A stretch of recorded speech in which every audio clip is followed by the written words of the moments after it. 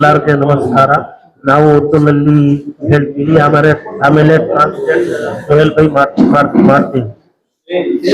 इस वक्त हम लोग एक अहम प्रेस कॉन्फ्रेंस में मौजूद हैं। बाई इलेक्शन और बिलखुसूस दावनगिरे साउथ के इलेक्शन को लेकर कांग्रेस पार्टी का जो रवैया कर्नाटक में है, उस सिलसिले में मुस्लिम कम्युनिटी या दीगर सेकुलर जहन रखने वाले अफराद इन कार्रवाइयों पर को किस निगाह से देखते हैं, उसको जाहिर करना मकसद। 2023 में दावनगिरे साउथ की सीट हम लोगों ने कांग्रेस पार्टी से मांगी थी। कांग्रेस पार्टी ने ये कहा कि सिटिंग एमएलए को सीट दी जाती है, शिवशंकरप्पा जी एमएलए हैं, उनको सीट देना जरूरी है, तो हमने कॉम्प्रोमाइज किया। पार्टी ने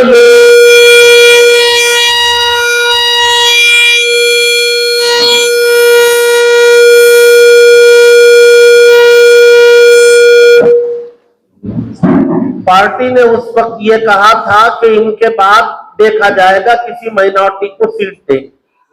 अब शिवशंकरप्पा जी का देहांत हो गया, तो बाई इलेक्शन आया, तो एक इंटरनल पार्टी मुस्लिम पॉलिटिकल लीडर्स ने डिमांड किया कि भाई साउथ दावनगिरे का सीट जो है किसी माइनॉरिटी को या मुसलमान को आप दें।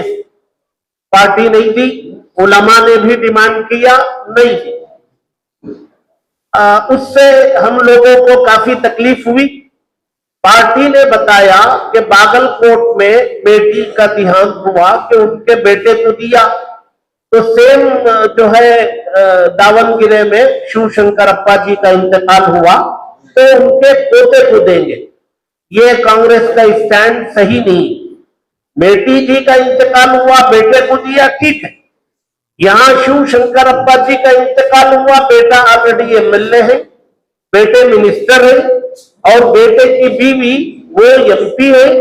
फिर आप तो शिवशंकरप्पा जी के पोते को देना चाहते हैं। ये बागलकोट और दावनगिरा साउथ इक्वल नहीं है, ये बिल्कुल अलग है। सीट जो है तकरीबन 80,000 मुस्लिम वोट्स है, देना चाहिए था या किसी माइनॉरिटी को देना था, नहीं दिया, इसका दुख है। उसके बावजूद दावनगिरे में वोटिंग हुई। 10 एमएलए मुस्लिम हैं, 4 एमएलसीज हैं। इनमें से 12-13 लोगों ने वहां कैंवसिंग कांग्रेस के लिए की, वो इलेक्शन खत्म हो। अब इलेक्शन खत्म होने के बाद अगर पार्टी ये समझती है कि उनका कोई लीडर पार्टी के खिलाफ कुछ काम किया है, तो पार्टी का उसूल क्या है? उसूल ये है कि जिसके खिलाफ किया है उसे शोकाज नोटिस दी जाए, उसको सफाई का मौका दिया जाए, उसकी बात सुनी जाए। अगर वो वाकई गलत किया है तो उस पर कार्रवाई की जाए। लेकिन कांग्रेस ने यहाँ शोकाज नोटिस किसी को इश्यू नहीं किया, डायरेक्टली अटैक करना शुरू कर दिया। पहले अब्दुल जब्बार साहब को ट्रेजर बनाया, उन्होंने रिजाइन किया, ओहदे से रिजाइन किया। नसीर अहमद साहब को उन्होंने टर्मिनेट किया। अब अब्दुल जब्बार साहब को प्राइमरी मेंबरशिप ऑफ कांग्रेस से उन्होंने टर्मिनेट किया है। हमारा सवाल यह है कि तुम पार्टी उसूल के खिलाफ जाके जो एक्शंस ले रही है, यह बिल्कुल गलत है। अगर इन तीनों ने कुछ किया है तो सफाई का मौका दे। इससे पहले शिवशंकरप्पा जी शिवमोगा में जाकर के येडियुरप्पा जी के बेटे के लिए, विजयेंद्रा के लिए प्रेस में कैमरे के सामने उन्होंने वोट मांगा विजयेंद्रा के लिए। पार्टी ने कोई एक्शन नहीं लिया, उन पर कोई कार्रवाई नहीं की। और यहां जो है अभी कुछ एविडेंस सामने आया नहीं, शक की बुनियाद पर, डाउट की बुनियाद पर एक्शन लेना शुरू कर दिया है कांग्रेस पार्टी ने। ये बिल्कुल गलत है। पूरी कम्युनिटी, मुस्लिम कम्युनिटी और इसके अलावा सारे अहिंदा इसमें दलित हैं, क्रिश्चियन हैं, सेकुलर माइंडेड यहाँ के रहने वाले हैं, वो सब इससे नाराज हैं कि ये पार्टी गलत कर रही है। और पार्टी ये समझती है हाईकमान का फैसला, हाईकमान का फैसला। हाईकमान से भी एक बड़ा हाईकमान है वो जनता। वो जनता है, वो जनता चाहती है तो इनका हाईकमान और इनकी हुकूमत बनती है। वो जनता नहीं चाहती है तो इनकी हुकूमत नहीं बनती। जब ये हुकूमत कर्नाटक की बनी तो इनके हाईकमान ऊपर से लेकर के नीचे तक सबों ने कहा कि ये तमाम अहिंदा और बैकवर्ड कम्युनिटीज, मुस्लिम कम्युनिटीज सब मिलकर के पार्टी को जिताया, हम सब के आभारी हैं, ये सबों ने कहा। और आज जब मुसलमानों ने, उनके लीडरों ने अपना एक हक वहां मांगा, एक फैमिली के लिए, एक घराने के लिए, सारी मुस्लिम कम्युनिटी को नाराज करने तैयार, सारे अहिंदा को, जिसके लीडर जो है सिद्धरामैया जी हैं, वो खुद उसके लीडर हैं, और सारे अहिंदा को कुचला जा रहा है, सारे दलित को कुचला जा रहा है, सारी मुस्लिम कम्युनिटी को नाराज किया जा रहा है।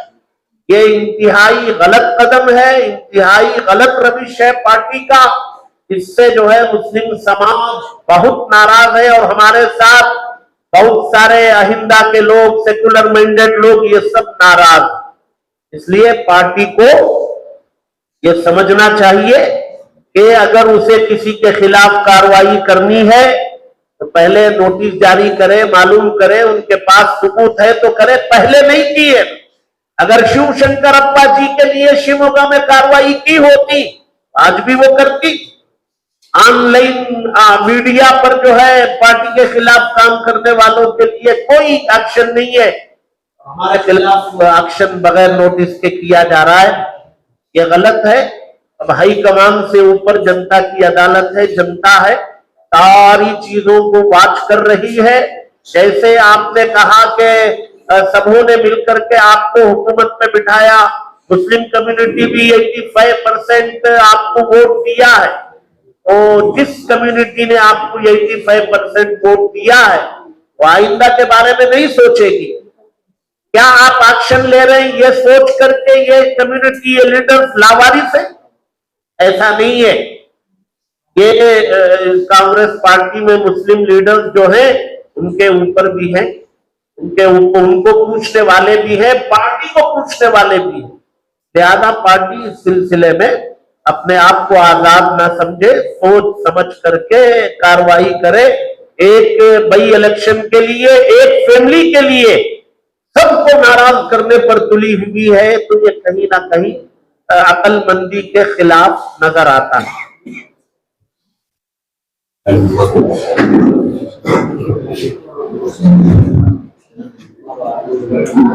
ನೆರೆದಿರುವ ಎಲ್ಲ ಪತ್ರಿಕಾ ಮಾಧ್ಯಮ ಮಿತ್ರರಿಗೆ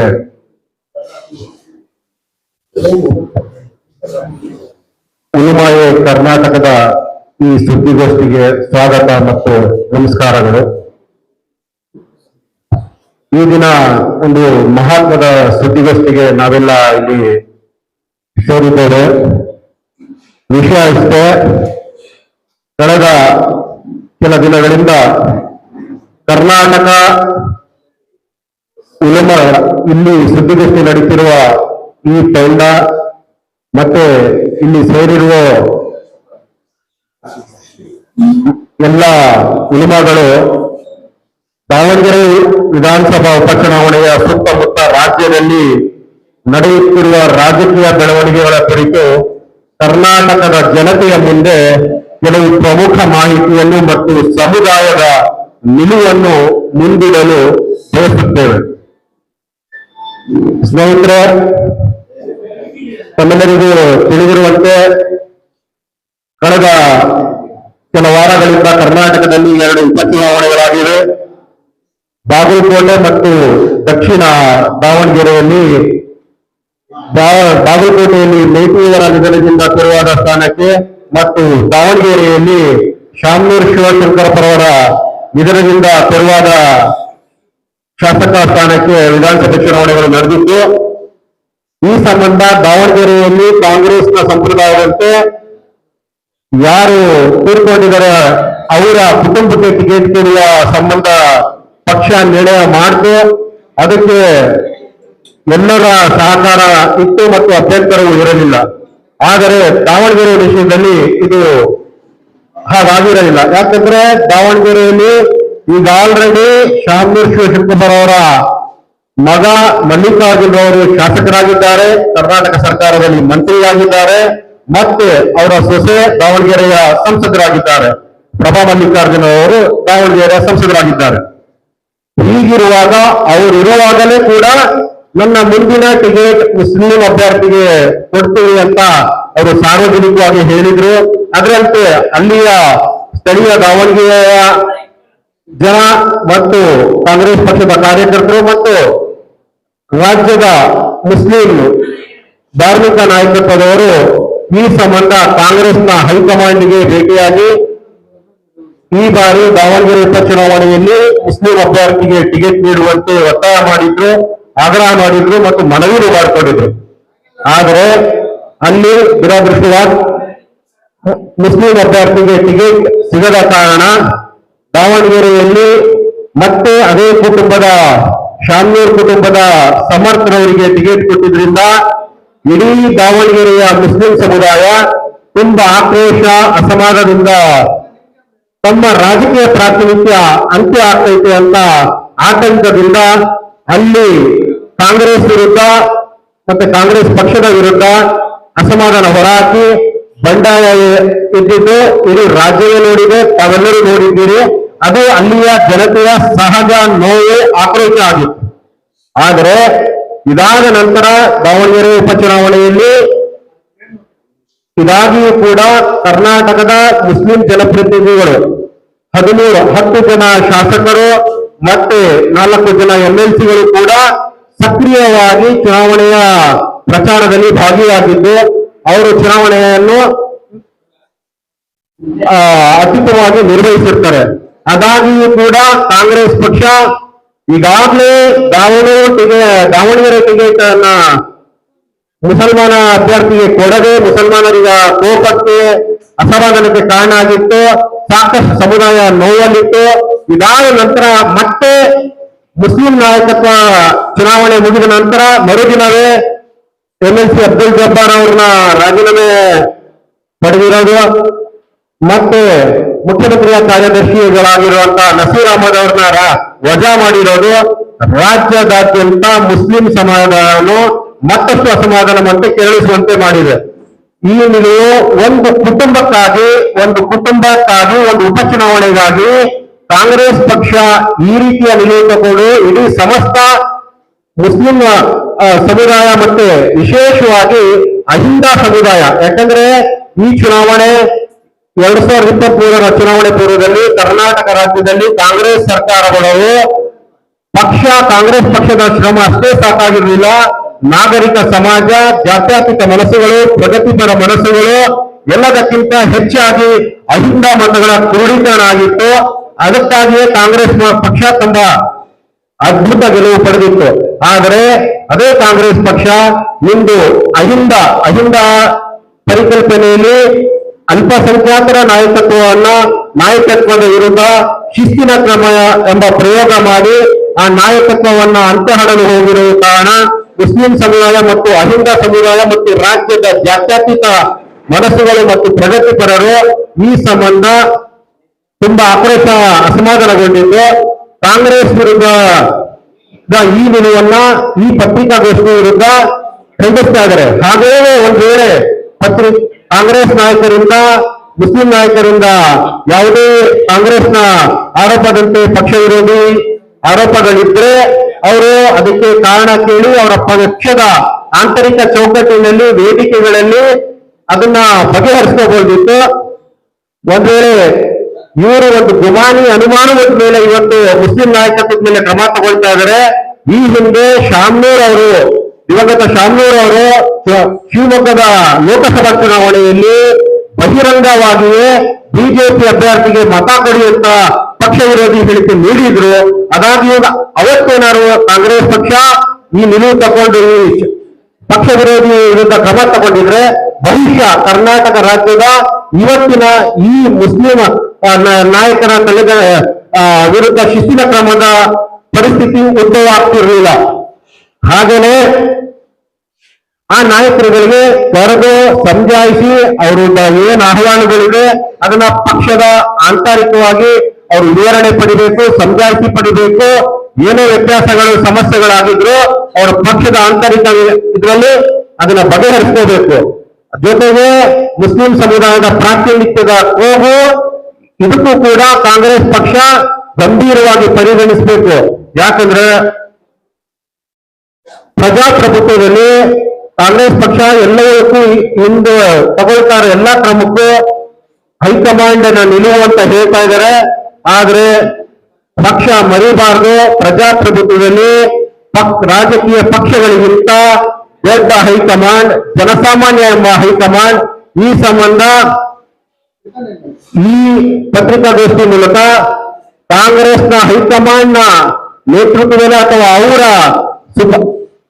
ಸೂಚನೆ ಮೂಲಕವೇ ಈ ಆಂತರಿಕ ಮುಸ್ಲಿಂ ನಾಯಕತ್ವದ ಬಿಕ್ಕಟ್ಟು ಸೃಷ್ಟಿಯಾಗಿದೆ ಅಂತ ಮಾಧ್ಯಮಗಳಲ್ಲಿ ಬರ್ತಾ ಇರೋದ್ರಿಂದ ತಕ್ಷಣ ಕಾಂಗ್ರೆಸ್ ಹೈಕಮಾಂಡ್ ಈ ಮಧ್ಯಪ್ರವೇಶ ಮಾಡಿ ನಡೀತಾ ಇರುವಂತಹ ರಾಜಕೀಯ ಬಿಕ್ಕಟ್ಟನ್ನ ಅಥವಾ ಮುಸ್ಲಿಂ ಪ್ರಾತಿನಿಧ್ಯದ ಕೋಮು ಮತ್ತು ಮುಸ್ಲಿಂ ನಾಯಕರ ವಿರುದ್ಧ ಹಿಂದ ನಾಯಕರ ವಿರುದ್ಧ ಏನು ಶಿಸ್ತಿನ ಕ್ರಮ ಅಂತ ಆಗ್ತಾ ಇದೆ ಇದನ್ನ ನಿಲ್ಲಿಸಬೇಕು.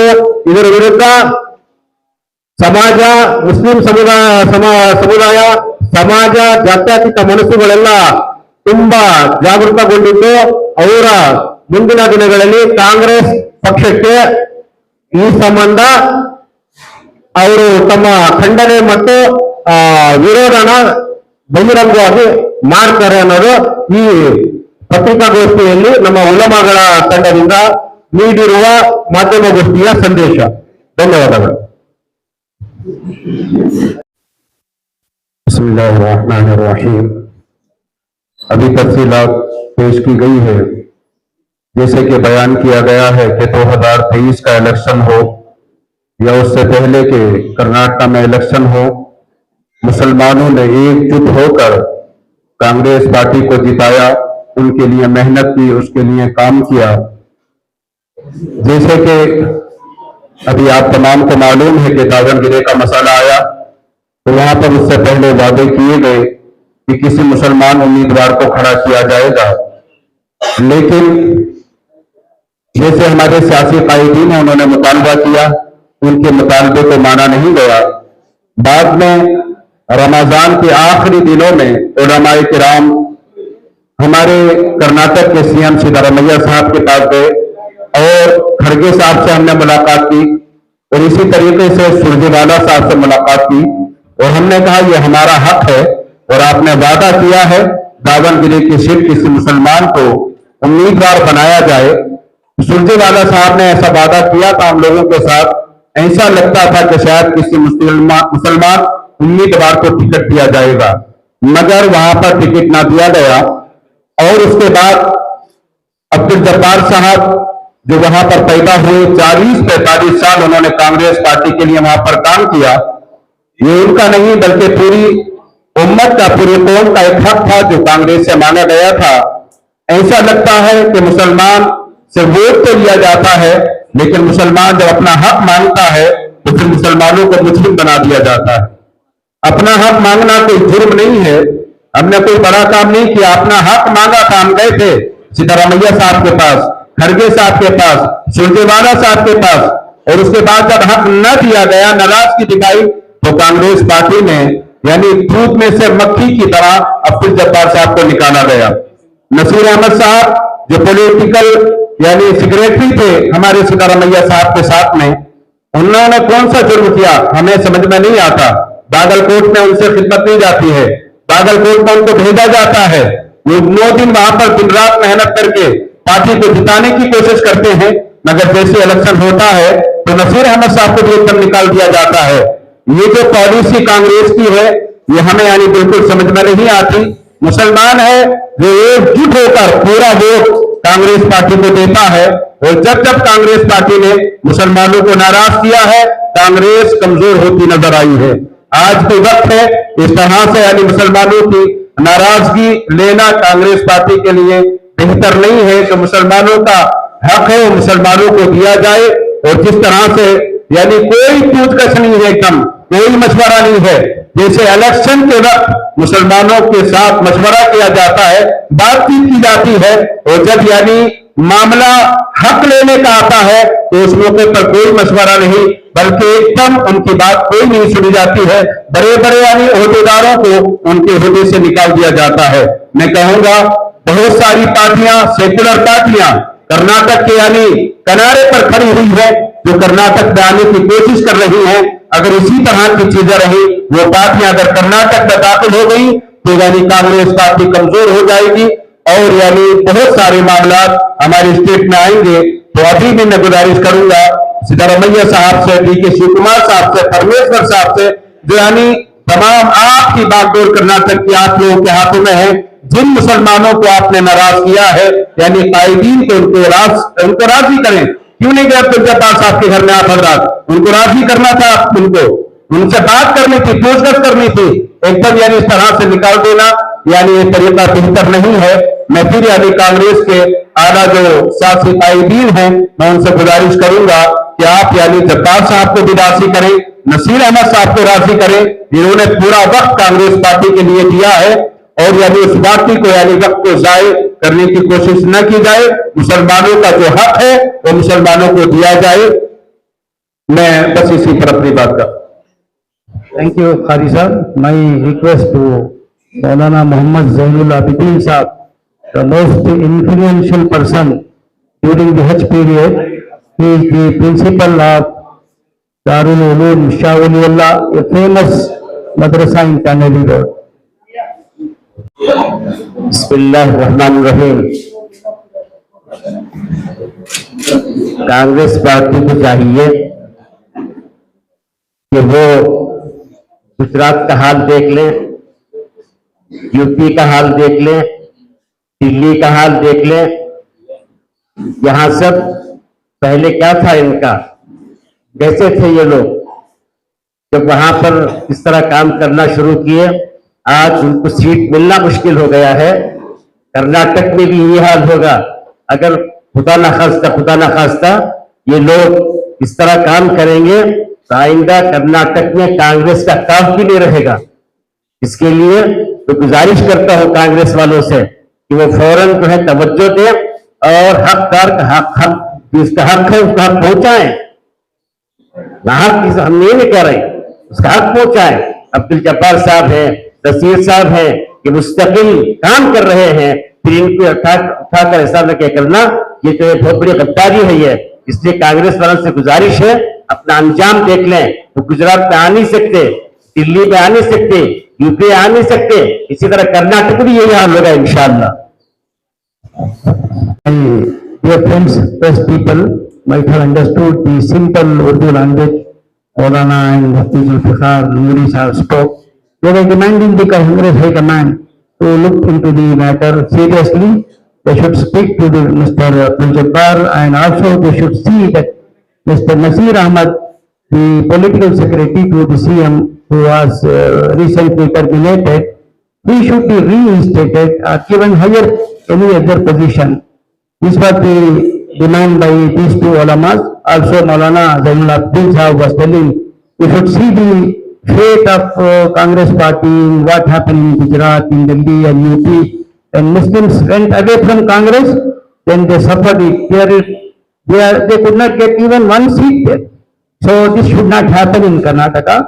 Maulana was telling that so many other parties are on the boundary of Karnataka. If something happens, they may enter and Congress will have to suffer. It's a serious remark and serious question to the community. Community has taken it a serious note of it. So the Congress High Command should look into it. They should not unnecessarily disturb the Muslim community. The Muslim community wholeheartedly they have voted to the Congress party in 23 and 24 general election. They should at least see how they have voted Congress to power. They should at least give something to the party, to the community. one small thing which I would like to bring it to your kind notice. The press release is in English and Kannada both in your hands. In this topic, I will just read to you. Before the said election, we met our Honorable Chief Minister, as already said by these two delegates. During these meetings, we strongly urged the party leadership to consider a candidate from the minority community. We did not mention anybody's name there for ensuring Davangere South by-election. This request was made in light of statement by the Shamnu Shiv Shankarappa, former MLA, during 23 Assembly election, where he had announced that it would be his last election and that he would make way for a minority candidate in the next election. Even he said, to the extent it is on record, that I will see that Muslim candidate will win the seat from Davangere South. He himself said like this. And as such, in both Davangere South or Davangere North constituencies, minority committee is very big in number, because of which it was natural justice to field minority committee in at least one of these constituencies. Hence, there has been a long demand for a party ticket there.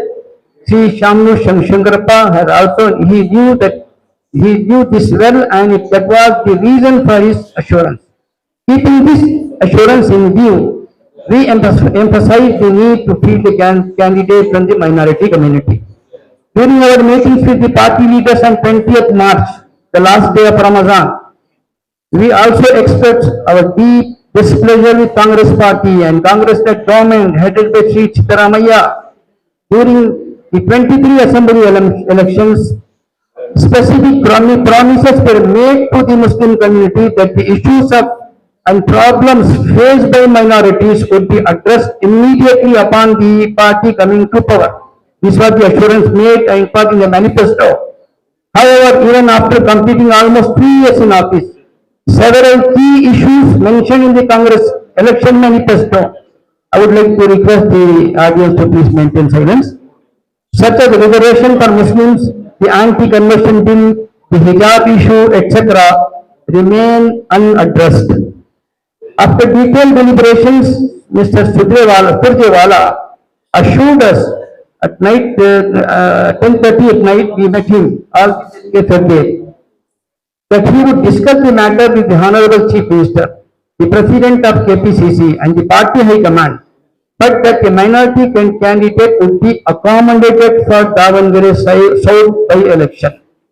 We were satisfied with his assurance.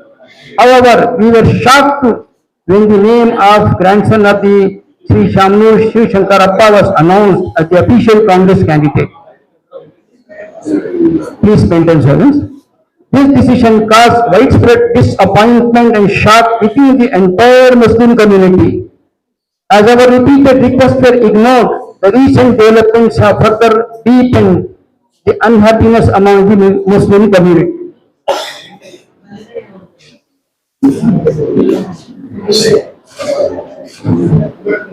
Looking at the action taken against the most loyal and senior Congress leader, Nasir Ahmad MLC, and he was the former Secretary to the Chief Minister of Karnataka, Mr. Siddaramaiah, and Abdul Jabbar Sahab, Chairman of KPCC Minority Cell.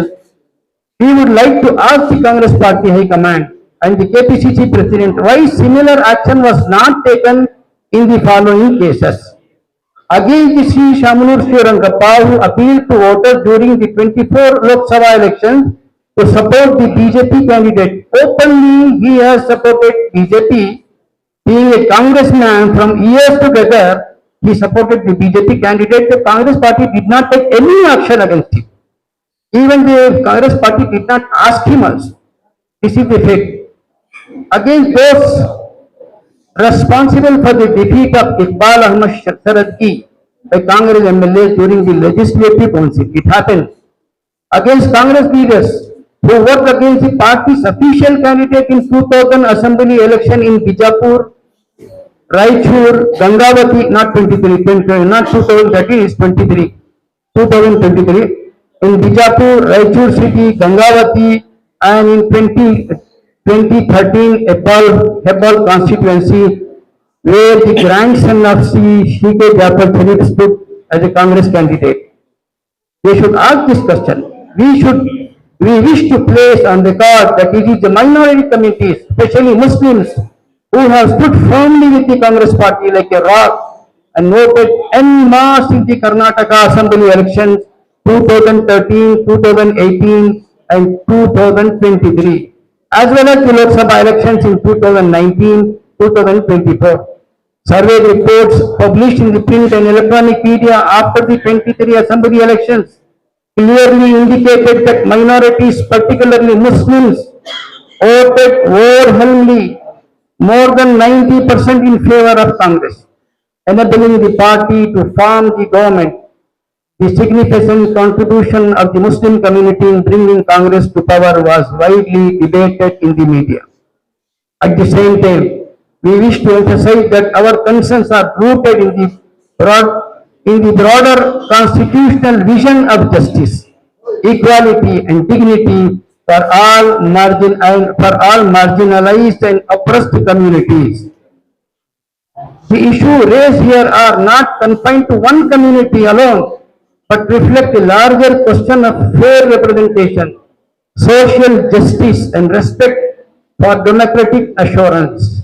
We stand in solidarity with all disadvantaged sections, including minorities, backward classes, Dalits and other historically marginalized groups, and reiterate that justice to one is justice to all, and denial to one weakens the constitutional promise for everyone.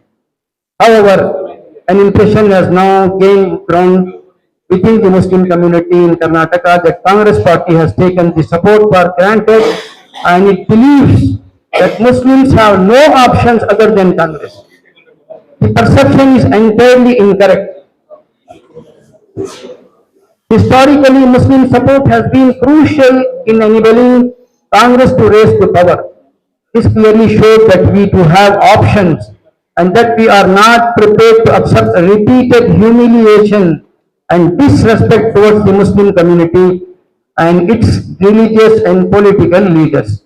We have always viewed Sri Nasir Ahmad, Political Secretary to the Honorable Chief Minister, as an important facilitator between the minorities and the depressed communities and the government headed by Sri Siddaramaiah.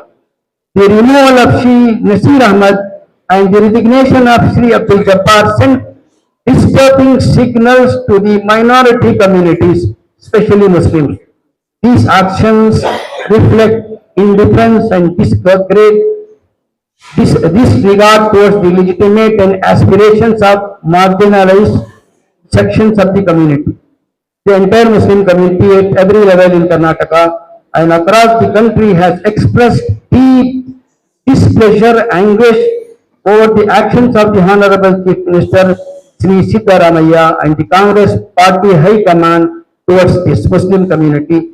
We also wonder how the party president Sri Mallikarjun Kharge can remain silent when such grave injustice is meted out to the minority community. This has compelled safeguard the interest, honor and dignity of the community, while continuing to uphold the constitutional path of justice, equality and democratic engagement for all. Here are the signatories. Mufti Muhammad Shaibullah Khan Sahab is the member of Majlis-e-Imarat Karnataka, Shariat Karnataka.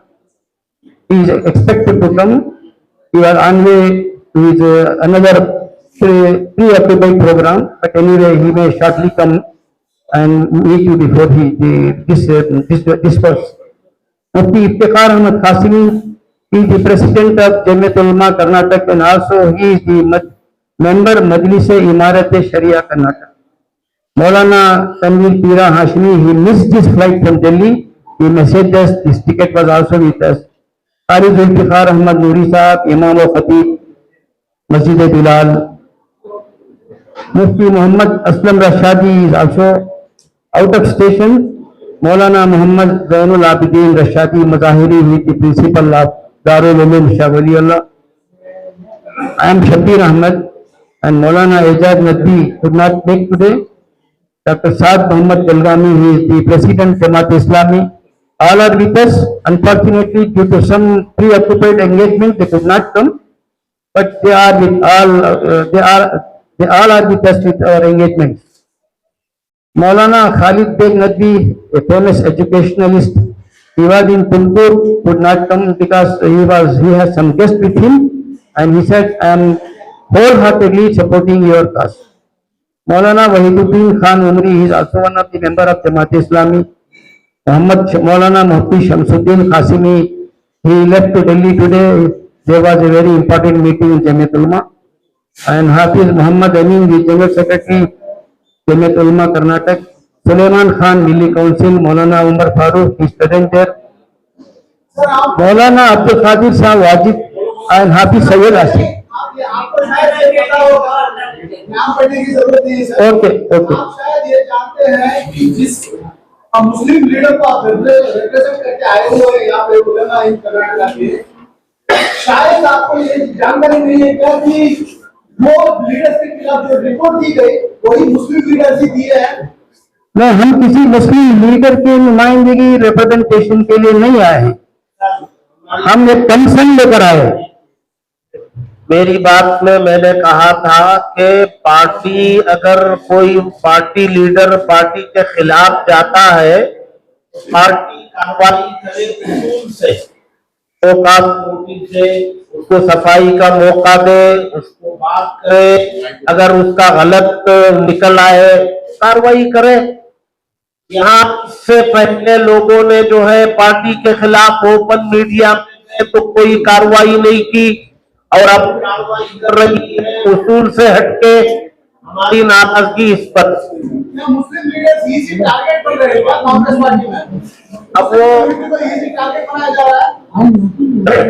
Party के मौजूदा जो actions है, उन action से ऐसा हमें लग रहा है कि पार्टी ये समझ रही है कि इन पर कार्रवाई करने से कोई पूछने वाला नहीं है।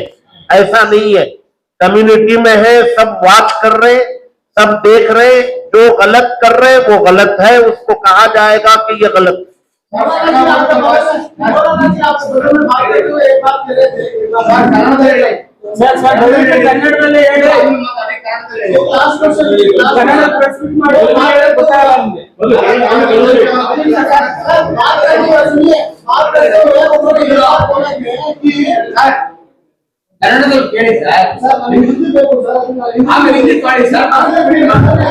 ಆಯ್ತು ಸ್ನೇಹಿತರೆ ನಿಮ್ಗೆ ಕನ್ನಡದಲ್ಲಿ ಹೇಳಿ.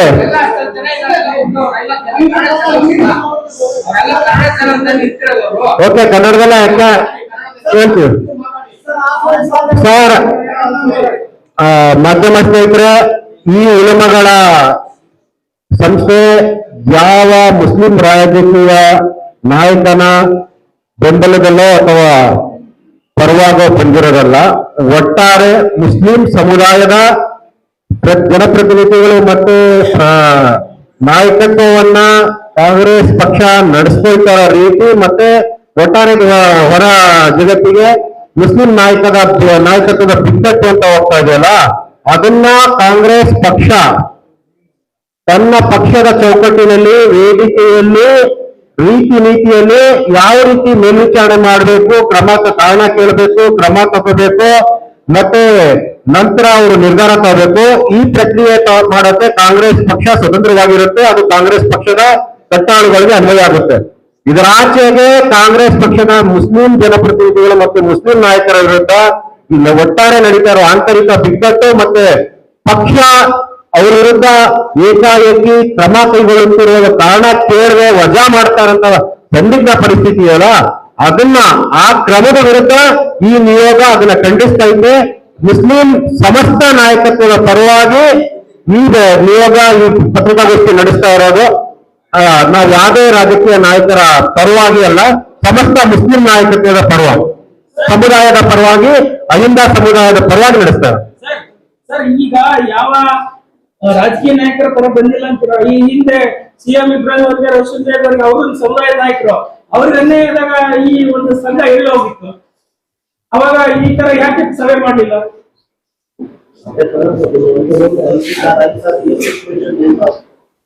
ನೋಡಿ, ವರ್ತಮಾನನ ಖಂಡಿಸ್ತಾ ಇದ್ದೀವಿ, ವರ್ತಮಾನನ ವಿರೋಧಿಸ್ತಾ ಇದ್ದೀವಿ. ಅವಾಗ ನಾನು ಎಲ್ಲ ಶಾಲೆಯಲ್ಲಿ ಓದ್ತಾ ಇರೋ ಅನ್ಸುತ್ತೆ, ನೀವು CM ಇಬ್ರಾಹಿಂ ಪ್ರಶ್ನೆ ಕೇಳ್ತಾ ಇದ್ದೀರಿ. ನಾನು ಅವಾಗ್ಲೂ ಪ್ರಶ್ನೆಗೆ ಇವಾಗ ಉತ್ತರ ಕೊಡಕ್ಕೆ ನಾವು ಅವಾಗ ರಾಜಕೀಯ ಚಿತ್ರಣ ಏನಿತ್ತು, ನಾವು ವರ್ತಮಾನನ ಮಾತಾಡೋಣ, ಭವಿಷ್ಯಕ್ಕೆ ಮುಂದಕ್ಕೆ ಹೋಗೋಣ. ಪ್ರಶ್ನೆ ವರ್ತಮಾನದಿರ್ಲಿ, ಚರ್ಚೆ ಭವಿಷ್ಯದಾಗಿರ್ಲಿ. ಇತಿಹಾಸದ ಖಂಡಿತ ಇತಿಹಾಸದ ಚರ್ಚೆಗಳು ಮಾಡಬೇಕು. ಕಾಂಗ್ರೆಸ್ ಪಕ್ಷಕ್ಕೆ ಎಷ್ಟು ದೊಡ್ಡ ಇತಿಹಾಸ ಇದೆಯೋ, ಕಾಂಗ್ರೆಸ್ ಪಕ್ಷದಲ್ಲಿ ಕಾಲ ಕಾಲಕ್ಕೆ ಪಕ್ಷ ವಿರೋಧಿ ಚಟುವಟಿಕೆಗಳ ನಡೆಸಿರೋ ನಾಯಕರ, ಸಮುದಾಯಗಳ ನಾಯಕರ ಇತಿಹಾಸವೂ ಅಷ್ಟೇ ದೊಡ್ಡದಿದೆ. ಅದು ಚರ್ಚೆ ಆಗ್ಲಿ, ಅದು ಸ್ವಾಗತಾರ್ಹ. ನಾವು ಅದ್ರ ಪರವಾಗಿ ಬಂದಿದ್ದೀವಿ. ನಾಯಕತ್ವಕ್ಕಿಂತ ದೊಡ್ಡದು ಸಮುದಾಯ, ಸಮುದಾಯಕ್ಕಿಂತ ದೊಡ್ಡದು ಸಮಾಜ, ಸಮಾಜಕ್ಕಿಂತ ದೊಡ್ಡದು ದೇಶ. ಅದನ್ನ ಆ ನಿಟ್ಟಿನಲ್ಲಿ ನಾವು ಮಾತಾಡ್ತಾ ಇದೀವಿ. ದಯವಿಟ್ಟು ನಮ್ಮ ಚರ್ಚೆ ಮುಂದಕ್ಕೆ ತಗೋಣ. ಸರ್, ಈ ಹೇಳಿದ ಪ್ರಶ್ನೆ ಈಗ ಅದು ಕಾಂಗ್ರೆಸ್ ಡ್ಯಾಮೇಜ್ ಆಗಲ್ವಾ ಈ ಮೂಲಕನೇ? ಡ್ಯಾಮೇಜ್ ಅಂತ ಯಾಕೆ ಅನ್ಕೊಳ್ತೀರಿ? ಯಾವುದೇ ರಾಜಕೀಯ ಪಕ್ಷಕ್ಕೆ ಆಗ್ರಹ ಮಾಡೋದು, ಒತ್ತಾಯ ಮಾಡೋದು, ತಿಳಿ ಹೇಳೋದು, ಸಮುದಾಯದ ಭಾವನೆಗಳನ್ನ ಮತ್ತೆ ಒಂದು ಪತ್ರಿಕಾಗೋಷ್ಠಿ ಮೂಲಕ ಕಡಿಮೆ ಮಾಡೋದು, ನಮ್ಮ ಹತಾಶೆ, ಬೇಸರ, ಕೋಪ, ನಮ್ಮ ಇದನ್ನ ಒಂದು ಪತ್ರಿಕಾಗೋಷ್ಠಿ ಮೂಲಕ ಸಾರ್ವಜನಿಕ ಚರ್ಚೆಗಳು ಪಡಿಸಿ ರಾಜಕೀಯ ಪಕ್ಷಗಳಿಗೆ ಸಂದೇಶ ರವಾನೆ ಮಾಡೋದು, ಪ್ರಜಾಪ್ರಭುತ್ವವನ್ನ ಜೀವಂತಗೊಳಿಸಿಕೊಳ್ಳುವ ಒಂದು ಪ್ರಕ್ರಿಯೆ ಇದು. ಪಕ್ಷಗಳು ಅದ್ರ ಬಗ್ಗೆ ಆ ಪಕ್ಷಕ್ಕೆ ತೀರ್ಮಾನ ಮಾಡಬೇಕು. ಡ್ಯಾಮೇಜ್ ಆಗ್ತಾ ಇದೆಯೋ ಪಕ್ಷದ ನಾಯಕರು, ಪಕ್ಷದ ಹೈಕಮಾಂಡ್ ಅವ್ರು ತೀರ್ಮಾನ ಮಾಡ್ಕೋಬೇಕು. ಈ ನಡೀತಾ ಇರೋ ಬೆಳವಣಿಗೆ ಏನಾಗ್ತಾ ಇದೆ. ಈ ಸಭೆ ಮಾಡೋ ಮುಖಾಂತರ ಕಾಂಗ್ರೆಸ್ಗೆ ಒಂದು ಬ್ಲಾಕ್ ಮೇಲ್ ತಂತ್ರ ಅನುಸರಿಸ್ತಾ ಇದ್ದಾರೆ. ಈ ಜನ ಸಮುದಾಯ ರಾಜಕೀಯ ಪಕ್ಷದ ವಿರುದ್ಧ ಯಾವುದೇ ಪತ್ರಿಕಾಗೋಷ್ಠಿ ನಡೆಸೋದು ಬ್ಲಾಕ್ ಮೇಲ್ ಆಗಕ್ ಸಾಧ್ಯನೇ ಇಲ್ಲ. ನೀವು ಮಾಧ್ಯಮ ಮಿತ್ರರು ಅದನ್ನ ನೀವು ಅದನ್ನ ಸ್ಪಷ್ಟವಾಗಿ ತುಂಬಾ ಚೆನ್ನಾಗಿ ನಡೆದಿರುತ್ತೆ. ನಮ್ಮ ಪತ್ರಿಕಾಗೋಷ್ಠಿಯಲ್ಲಿ ಸವಿವರವಾಗಿ, ವಿಸ್ತಾರವಾಗಿ ನಮ್ಮ ಸುದ್ದಿಗೋಷ್ಠಿಯ ವಿಷಯಗಳೈತೆ. ತಾವು ಅದನ್ನೇ ದಯಮಾಡಿ ಪ್ರಕಟಿಸಬೇಕು, ಅದನ್ನೇ ಪ್ರಸಾರ ಮಾಡಬೇಕು. ತನ್ವೀರ್ ಶೇಖ್ ಅವರು ಒಂದು ಪ್ರಶ್ನೆ ಮಾಡಿದ್ದಾರೆ. ಕಾಂಗ್ರೆಸ್ಗೆ ಮುಸ್ಲಿಂ ಅನಿವಾರ್ಯನ, ಮುಸ್ಲಿಮರು ಕಾಂಗ್ರೆಸ್ಗೆ ಅನಿವಾರ್ಯ ಅಂತ ನಿನ್ನೆ ಮೈಸೂರಲ್ಲಿ ಸ್ಟೇಟ್ಮೆಂಟ್ ಮಾಡಿದ್ದಾರೆ. ನೋಡಿ, ರಾಜಕೀಯ ನಾಯಕರುಗಳು ಏನು ಹೇಳಿಕೆಗಳು ಕೊಡ್ತಾ ಇದಾರೆ, ಅದಕ್ಕೆ ನಮ್ಮ ನಿಯೋಗ, ನಮ್ಮ ತಂಡ ಸಂಜಾಯಿಸಿ ಕೊಡಕ್ ಬಂದಿಲ್ಲ. ನಮ್ಮ ಅಭಿಪ್ರಾಯನ, ನಮ್ಮ ಸುದ್ದಿಗೋಷ್ಠಿಯ ಸಂದೇಶನಕ್ಕೆ ನಾವು ನೀಡ್ತಾ ಇದ್ದೀವಿ.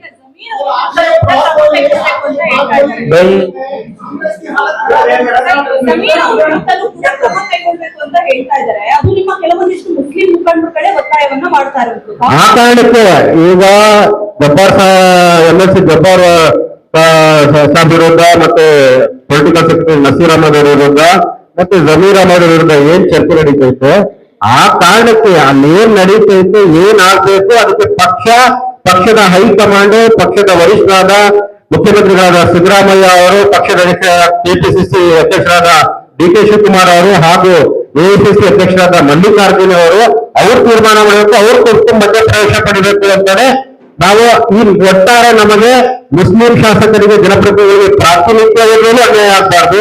ಈಗ ಆಲ್ರೆಡಿ ಪ್ರಾತಿನಿಧ್ಯ ಅನ್ಯಾಯ ಆಗಿದೆ. ಗಾಯದ ಮೇಲೆ ಮತ್ತೆ ಬರೀ ಎಳಿಬೇಡಿ ಅನ್ನೋ ಕಾರಣಕ್ಕೆ ಆ ಸಂದೇಶ ಕೊಡೋದು ಈ ಪ್ರಸ್ತುತ. ಈಗ 2023 ಚುನಾವಣೆಯಲ್ಲಿ 16 ಸೀಟು ನಿಮಗೆ ಕೊಟ್ಟಿದ್ರು ಅಸೆಂಬ್ಲಿ ಟಿಕೆಟ್. ಅವ್ರು 9 ಜನ ನೀವು ಗೆದ್ದಿದ್ದೀರಿ ನಿಮ್ಮ ಸಮುದಾಯದಿಂದ. ಇಲ್ಲಿ ಪ್ರಾತಿನಿಧ್ಯ ಅಂತಂದ್ರೆ ನೋಡಿ, ಮೊಟ್ಟ ಮೊದಲ ಬಾರಿಗೆ ಕರ್ನಾಟಕ ಸರ್ಕಾರದಲ್ಲಿ ಈಸಿ ಮುಸ್ಲಿಂ ಆಯೋಗ ಕೊಟ್ಟಿದೆ. ಒಂದು ಸ್ಪೀಕರ್ ಇರೋದು ಖಾದರ್ ನಿಮ್ಮ ಸಮುದಾಯದವರು, ಇಬ್ರು ಕ್ಯಾಬಿನೆಟ್ ಅಲ್ಲಿ ಇದ್ದಾರೆ. ಆಮೇಲೆ ಚೀಫ್ ವಿಪ್ ಮುಸ್ಲಿಂ ಯಾರು ಸಲೀಂ ಅಹಮದ್ ಕೌನ್ಸಿಲ್ ಇದ್ದಾರೆ. ಈ ತರ ಅನೇಕ ಹುದ್ದೆಗಳು, ಪ್ರಮುಖ ಹುದ್ದೆಗಳು ನಿಮ್ಮ ಸಮುದಾಯಕ್ಕೆ ಸಿಕ್ಕಿದ್ದಾವೆ. ಕಾಂಗ್ರೆಸ್ ಸರ್ಕಾರ ಕಾಂಗ್ರೆಸ್ ಪಕ್ಷದಲ್ಲಿರ್ತಕ್ಕಂಥ ಗುರುತರವಾದ ಆರೋಪ ಏನಂದ್ರೆ ಮುಸ್ಲಿಂ ಸಮುದಾಯಕ್ಕೆ ಹೆಚ್ಚಿನ ಪ್ರಾತಿನಿಧ್ಯ ಕೊಡುತ್ತದೆ ಒಂದು ಆರೋಪ ಇದೆ. ಇದಕ್ಕೆ ಏನ್ ಹೇಳ್ತಾರೆ सर? ये हमारा जो है कांग्रेस जो दिया वो हमारा हक था, हमने दिया, हमारे ऊपर कभी एहसान नहीं किया। अभी हमारा प्रेस मीट जो है वो इस वक्त जो उनका रवैया है उस पर हमें नाराज नहीं, ये ठीक नहीं है। ये बोलने के लिए ये प्रेस मीट है, वो हमने बोला भी है और आपको प्रेस रिलीज दिया।